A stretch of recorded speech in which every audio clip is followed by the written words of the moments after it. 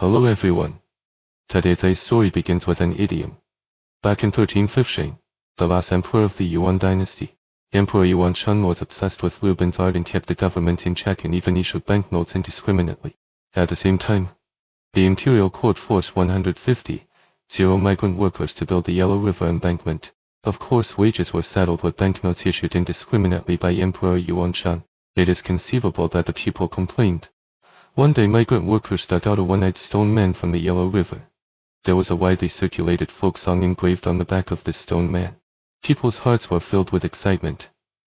The 150 migrant workers on the Yellow River embankment changed overnight, became a dangerous explosive. At this time, a cultivator named Han Shanting came to the construction site, raised his arms and shouted, and read the dangerous object buried in the Yuan dynasty. Han Shanting claimed to be the peacock Ming King Matriel was born, killed white horses and black cows, raised troops against the Yuan dynasty. Key troops wore red scarves on their heads, ate fast and killed demons, and was known as the Ming Jiaoyi. Not long after, a young man took several younger brothers to defect to King Ming and join the Ming cult. In order to show his determination to fight against the Yuan dynasty, he also changed himself to a resounding name, Zhu Yaowanshan. We know that in China's sharp jade, Zhu Yaowanshan was referring to himself as cinnabar, a precious jade from the Yuan dynasty. His real name was Zubaba, which was too ugly. In the history of the Ming dynasty, it was slightly processed and called Zuchongba. The history of the Ming dynasty has now become a secret that cannot be told. We will continue to share the story according to the legend of Heaven and Dragon Sword. According to the legend of Heaven and Sword of the Dragon, Zhu Yaowanshan finally established the Ming dynasty by relying on the power of the Ming cult. However, the first thing he did after establishing the Ming dynasty was to exterminate the Ming cult. In Chinese history, the Ming cult or the demonic cult has a standard worldwide. The name is Manahemses. Manahemses is the only world religion to be exterminated. 1800 years ago, Manahemses was the second state religion of the Persian Empire. 1300 years ago, Manahemses was the quasi-state religion of the Kushan Empire in India. 1200 years ago, Manahemses was the state religion of the Uyghur Khanate. 1100 years ago, Manahemses suppressed Buddhism in China, and was the leader of Buddhism in China. Even 650 years ago, Manahemses was used by Zhu Yaowanshan to overthrow the Yuan dynasty. But today it has become extinct. It once spread all over Persia, North Africa, Western Europe, Central Asia, India, and China, and it was like a world religion. Then why did he become extinct? Let's put this question aside for a moment and return to the one-eyed stone man at the beginning. Let us first share an urban legend about One Eye. In this urban legend, there is a mysterious organization that transcends human history. They come from prehistoric civilization and they believe in One Eye. This eye is today printed on the national emblem of the United States and the $1 bill, and is known as the Eye of God and the Eye of Power. This eye is a symbol of ancient Egyptian culture that has been passed down to this day. It is placed on the Benben stone at the top of the pyramid. It is called the Eye of Horus and is the human ruler Horus in Egyptian mythology. The Eye of Sea symbolizes all knowledge, wisdom and information throughout the ages. Of course, this eye is also the eye of the Altai One-Eyed Kingdom that we mentioned in the previous two issues. This organization was called the One-Eyed Nation in prehistory, and is called Freemasonry today. Although they are very mysterious, they still left their own symbols and belief legends in the culture of ancient Egypt, the prehistoric One-Eyed Kingdom, and the legendary Freemasonry. After sharing this, have you suddenly understood a question that has puzzled you for a long time? That is why Western Freemasonry, whose logo is a compass and a square, is incompatible with Freemasonry. In ancient Chinese proverbs, the Fuxi and Niwa hold compasses and squares in their hands. Based on the conclusions of our last two programs, Fuxi and Niwa are the gods of the One-Eyed Kingdom. They left the one-eyed belief to mankind, the light of Freemasonry. They also believe in one-eyed people. Did you suddenly understand that the Western Freemasonry, the Freemasonry organization that is said to have built the Tower of Babel and the Temple of Solomon, has its origins in the Altai region of Xinjiang, China? They may also be Fuxi descendants of Niwa. The one eye they worship is visualized as a human pineal gland. Scientifically, the pineal gland is an organ that helps humans sense blue light that is invisible to the naked eye, and secrete melatonin. Melatonin is a hormone that ensures the normal operation of the body's biological clock. The pineal gland is in the brain behind the eyebrows. The pineal gland in the anatomy diagram of the human brain looks exactly like the Eye of Horus, So there are urban legends that the pineal gland also appeared on the Pope's scepter, and in the hands of the Sumerian god, in the scepter of Osiris, the king of the underworld in ancient Egypt. It appeared on the forehead of the Buddha, and on the top of his head. Let's look at the Pope's Feng Shui array. There are only 2 sculptures in the entire Vatican Museum's open-air square. According to urban legend, one of these 2 sculptures symbolizes the pineal gland, and the other symbolizes the big eyeball. In other words, the world worships the Pope and the Pope worship an eye. This urban legend also says Buddha constantly emphasizes wisdom to us. But Buddha also uses silent sculptures and portraits to tell us that the red dot between his eyebrows and the pineal gland on his head are wisdom. The Sumerian god wore a flying suit and a watch, looking like an astronaut. And this astronaut is holding a pineal gland, a sage-oil gland, which seems to be telling humans that you need to understand the meaning of this thing. All this is the ancient one-eye belief derived from one eye. The belief in one eye symbolizes monism, knowledge and wisdom, which is what the Chinese often say is Tao Sheng Yi and Tai Kai. Many scholars believe that this is the philosophical origin behind the ancient one-eye belief. After understanding this philosophical principle, let's look back at the question we left at the beginning. Why did Manahemses become the only world religion to be extinct? Because Manahemses is inherited from Buddhism. It is a typical dualistic religion. We have shared this in the previous story about Zoroastrians. This dualism makes the Manichaeans believe that the world is dualistic between light and darkness, good and evil, and that the human body and soul are also dualistic. Just like everything in the world has 2 eyes, one eye represents light and goodness, and the other eye represents darkness and evil. Mani believed that everything in our world was actually created by an evil god. This evil god deceived us that he was the true creator, and made us believe in him. But in fact it was he who made the world imperfect and made everything evil and complete and regretful. Manichaeans believe that good will eventually defeat evil, and their mission is to help the good gods defeat the evil gods, so that the world can return to light, perfection and goodness at the end of the day. Therefore, the symbol of the eye of a cyclops appears in Manichaean stories, which means that the war between dualities has begun. Between good and evil, I will conquer you, just as light will conquer darkness.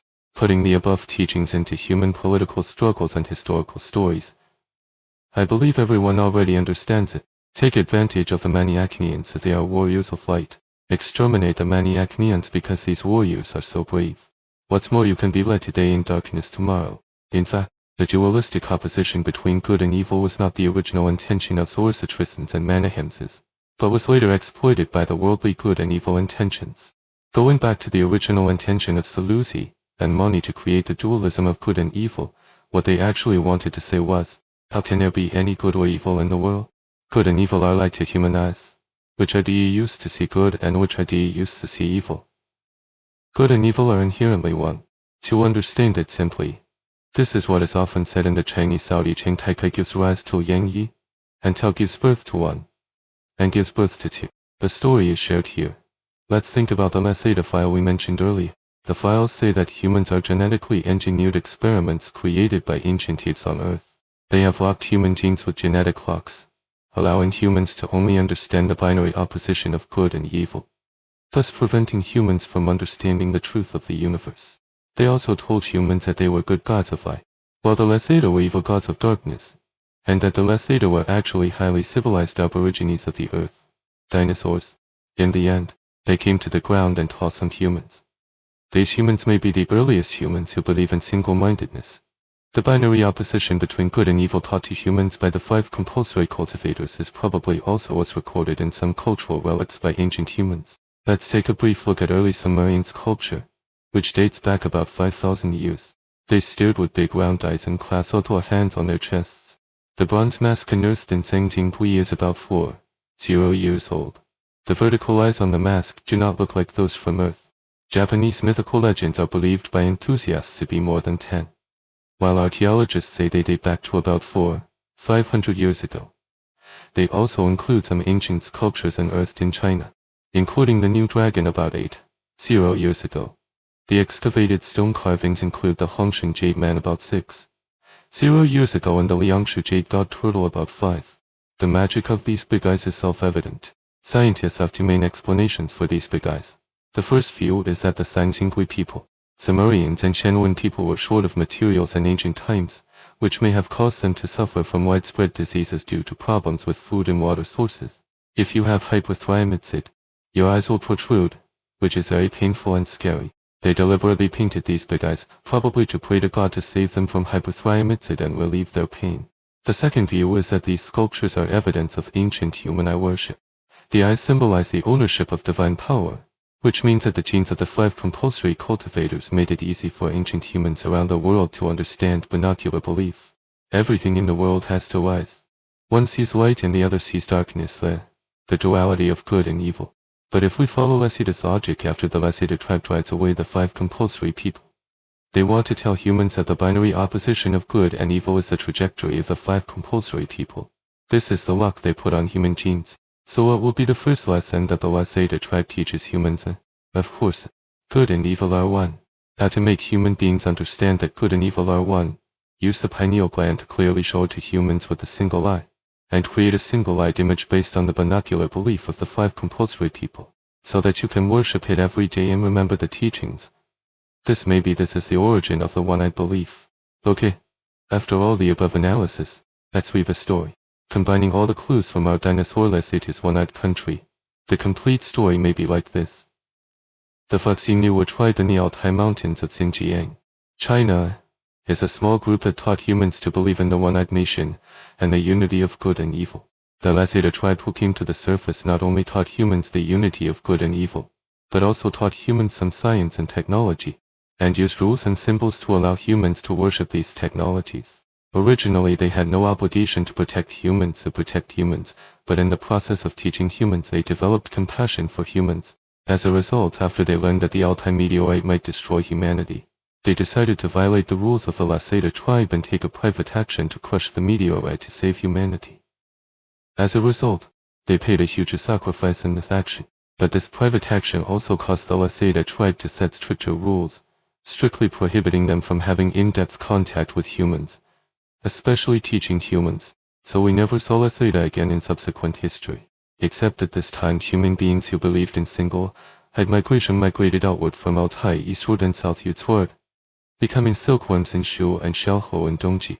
They left traces of relics and oracle bone inscriptions, signs of rules and the legend of Fuxingnu, and Taikai Yin and Yang in our traditional culture, the philosophical source of the unity of good and evil. But among them there are also the one migrated westward, and their experiences in the west were not as smooth as in the east. For example, Siruzi and Mani, they once stood up and wanted to say that good and evil are one, but in the end they were used to become the binary opposition between good and evil. But they have not compromised at all. They have been secretly inheriting their one-eyed belief for thousands of years. The result of this secret inheritance is that they have inherited more secret technologies than the East. They have guarded these technologies for generations, building temples for King Solomon, designing pyramids for the Egyptians, and building palaces for the popes. They called themselves Freemasons and used rules as their logo, until modern science and technology allowed them to turn over. They finally had the opportunity to represent their one-eyed belief to all mankind using the symbols of the pineal gland, the Eye of Power, and the Eye of Horus. But at this time they also had the same idea as the Lasita tribe in the past, and it was not their obligation to teach humans. So what will they do next? Each of us will see it.